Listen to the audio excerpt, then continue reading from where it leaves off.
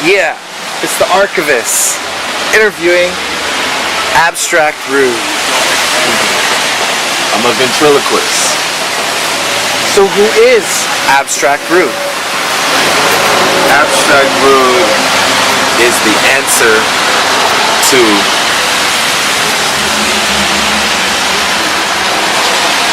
predictably soft.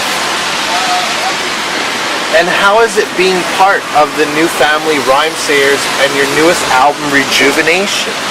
It's been very rejuvenating. It's been like a breath of fresh air.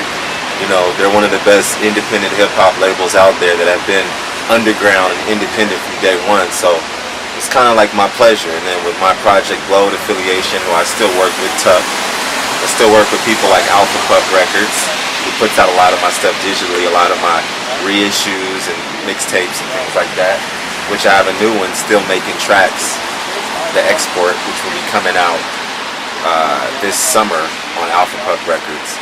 So I mean, working with all these independent types is truly a pleasure, because you can do your thing, spread your wings and fly, and not feel like there's too much of a knee in your back.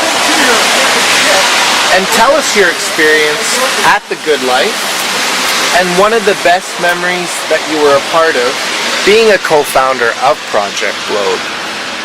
Best experience at The Good Life was the first time I rapped there and got Please Pass the Mic. When I got up on the 15-minute free-for-all freestyle, and then simultaneously coming back the next week, signing the list, getting the respect as, you know, an artist that's gonna perform. So that was my best moment, even though it happened on 2 different days. I look at them all as a part A and a part B of the same moment, because it was the getting Please Pass the Mic or getting booed that motivated me to come back and make sure I got applause. And as a founding member of Project Blow, that was all about the young heads getting together, brothers working it out amongst themselves without needing the elders to necessarily have their, you know, pulling our strings. So we attempted to go out on our own and make something happen.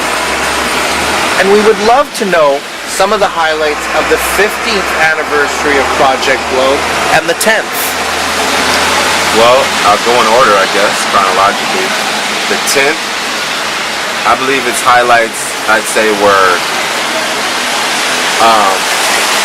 just everybody being there, having fun, chiefing, and, you know, just like we were compiling interviews for our DVD. I remember that. And it just had a real big vibe to it. The 10th was big. We had everything you wanted. We had fights, girls fighting, dudes fighting. We had, you know, people smoking weed. We had, you know, people hooking back up that haven't seen each other in a while. We always have that reunion kind of vibe. 15th, I would say, from everybody who was there, because I wasn't there, but Freestyle Fellowship reuniting on stage, you know, and just the powerhouse crews that perform, like The System, which is the female MC collective of our camp, and Swim Team, who are the newer guys. You know, those were highlights from what I saw as far as photos and heard. But I actually wasn't able to be there this year, which I was remiss to miss it, but gotta miss it sometimes. And how do you feel about the next generation of Project Blowed? For example, Swim Team, Open Mike Eagle, etc. Well, Open Mike Eagle is in the Swim Team, but how I feel about them is I love them. I love them a lot. Their hearts are really in a good place. You know, when we were coming up, when we were that age, we weren't as humble as they were. But maybe because we didn't have OGs like us in our circle to be that humble for. So I can appreciate that they, you know, are humble, but at the same time they're confident and they're cocky and they know they're the shit too. You know, it ain't about bowing down to nobody. I don't care how old they are, how much more experienced or whatever. It's about getting yours in, but being respectful, you know, and you know, diplomatic. You know what I mean? The diplomat always goes farther than the tyrant.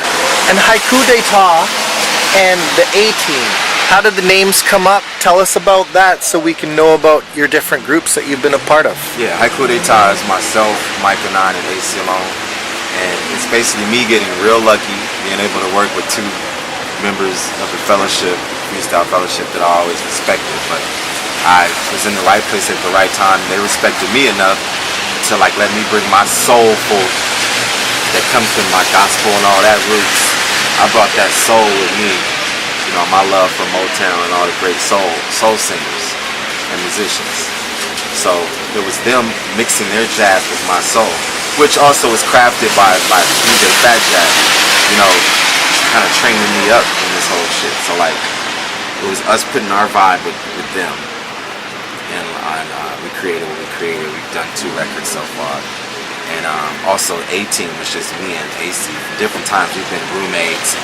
You know, from the gate with Blow, me and him always were the ones that connected. So we got together early, recording songs, having extensive lab writing sessions. So with me and him, it's more like a b-boy thing. It's more like, I'd say, dilated on fucking meth, you know? Like we're more like the 2MC thing. EP&D, but not as uniform. You know what I'm saying? We're kind of like that. You know what I mean? Like a West Coast EP&D or something. And we still have yet to even scratch the surface of what we can create. We haven't even never made a real record yet. All the records that we've made have been, you know, like, we made one record because we were going to Australia. We made another record in Australia. We made a record, you know, like, that was the best of all that with some new stuff. So, you know what I mean? We haven't really made a record yet, but we've made some jams that people love and, you know, make them respect us like we're a full-fledged group. But maybe, you know, him and me need to really realize that we are a group and start acting like it. And what is your favorite record that you've made so far? I haven't made it yet. And we know you're known on behalf of Tribe Unique. Tell us how this began and the branching to a solo artist career.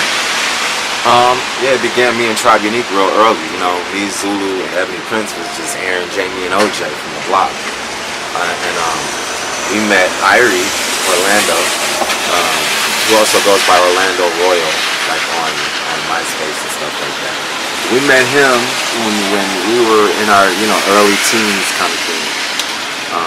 Zulu was older, so he was like late teens. And like I briefly went away for a year, which is when they all really started getting tight. So when I came back from San Diego to go, like, I don't know what I was doing, 10th, 11th grade, I became more of the MC, you know, because I had rapping homies down there that I was rapping with. So I was like, I want to rap. So they got me to the good life and made sure that I knew I needed to get with the rappers so I could become a rapper, you know. So that's how all that started. And they've been there. I mean, Zulu named me Abstract, so, you know, they've been there every step of the way and will be, as far as I'm concerned, forever. And how is it working with Prev and Mocha only? Codename Scorpion, signed with Battle Axe. Yeah, well, it was only ever going to be out on Battle Axe, which is probably why we haven't done another record yet. But, you know, we were all putting stuff out on Battle Axe, exactly. We were all on that label at the time. And it was rolling, you know, we had it going. People loved that record. We got together because we were always friends. We knew we all were Scorpios born in the month of November, which was a trippy thing. Me and Mocha's birthday, or me and Prev's, I think, is a little bit closer together than me and Mocha's. So anyway, but it's still all November. So that was, you know, the interesting concept to do a record around that.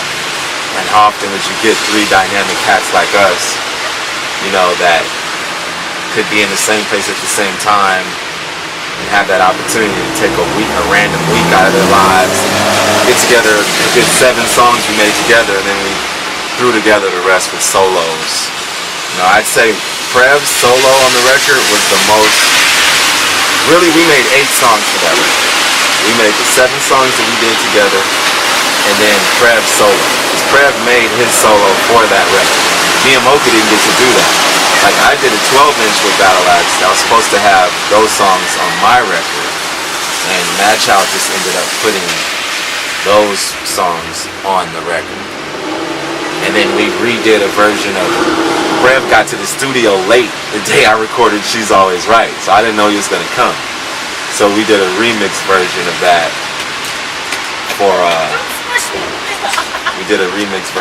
for his record.